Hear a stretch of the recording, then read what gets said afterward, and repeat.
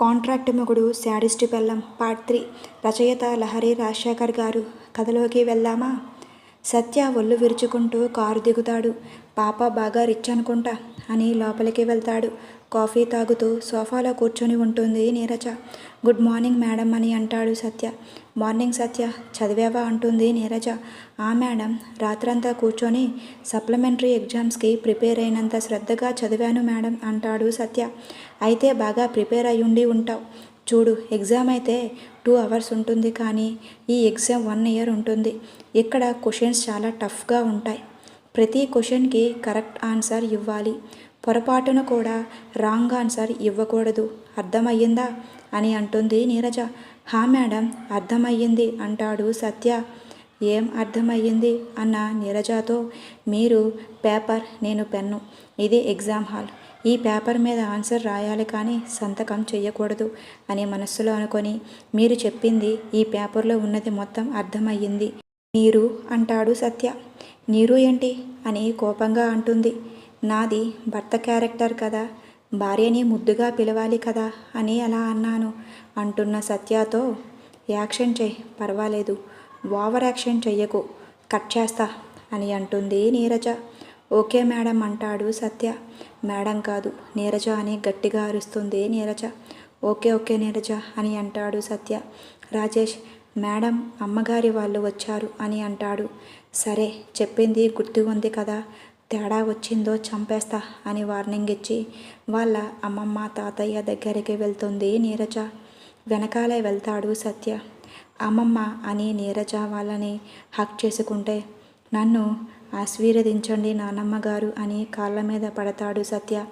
కోపంగా సత్యాన్ని చూస్తున్న నీరజతో, ఏంటి నీరజ అలా చూస్తున్నావు, ఆశీర్వాదం తీసుకో అని చెయ్యి పట్టి కిందకి లాగుతాడు సత్య.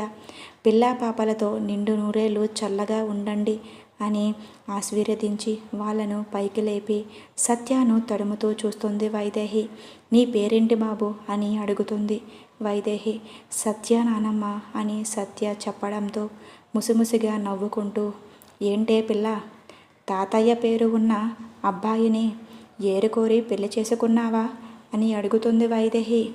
అన్ని వివరాలు ఇక్కడే ఉండి అడుగుతావా, లేక లోపలికి వెళ్ళేది ఏమైనా ఉందా అని కొంచెం కోపంగా అంటాడు సత్యమూర్తి. సరే పదండి అని లోపలికి వెళ్తారు అందరూ. బ్రేక్ఫాస్ట్ చేసిన తర్వాత అందరూ వచ్చి హాల్లో కూర్చుంటారు. అమ్మమ్మ, నీరజ, సత్య పక్క పక్కనే కూర్చొని ఉంటే ఎదురుగా ఉన్న సోఫాలో కూర్చొని దీక్షణంగా సత్యానే చూస్తూ ఉంటాడు సత్యమూర్తి. అది గమనించిన సత్య, ఈ ముసలోడేంటి ఇలా చూస్తున్నాడు అని అనుకుంటూ కొంచెం ఇబ్బందిగా కూర్చుంటాడు.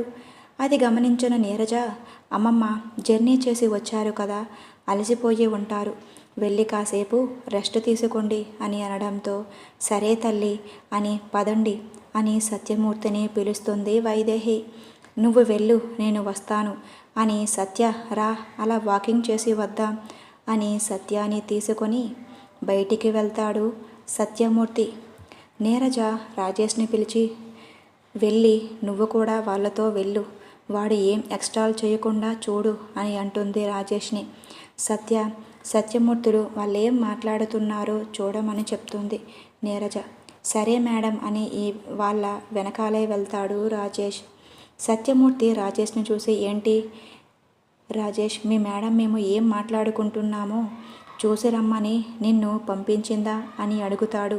లేదు సార్, మీతో సరదాగా వాకింగ్ చేద్దామని ఇలా వచ్చాను అని కవర్ చేస్తాడు రాజేష్. ఓ అలాగా, అయితే ఇంటి చుట్టూరు 10 రౌండ్లు ఆగకుండా వేయి, ఆగావో నీ 3 months శాలరీ కట్ అంటాడు సత్యమూర్తి. సార్, 10 రౌండ్లు, అది ఈ ఇంటి చుట్టూరు, ఒక రౌండ్కి 15 minutes పడుతుంది సార్, అలాంటిది 10 రౌండ్లు అంటే అంటున్న రాజేష్తో, no more discussions Rajesh, salary కావాలంటే వెళ్ళు అని అంటారు సత్యమూర్తి. అలాగే సార్ అని నీరసంగా చెప్పి రౌండ్స్ వేయడానికి వెళ్తాడు రాజేష్. ఇప్పుడు చెప్పబ్బాయి, ఎంత ఇచ్చింది నా మనవరాలు సూటిగా అడుగుతాడు సత్యమూర్తి. ఏంటి తాతయ్య గారు అని ఏమీ వినిపించినట్లు అడుగుతాడు సత్య.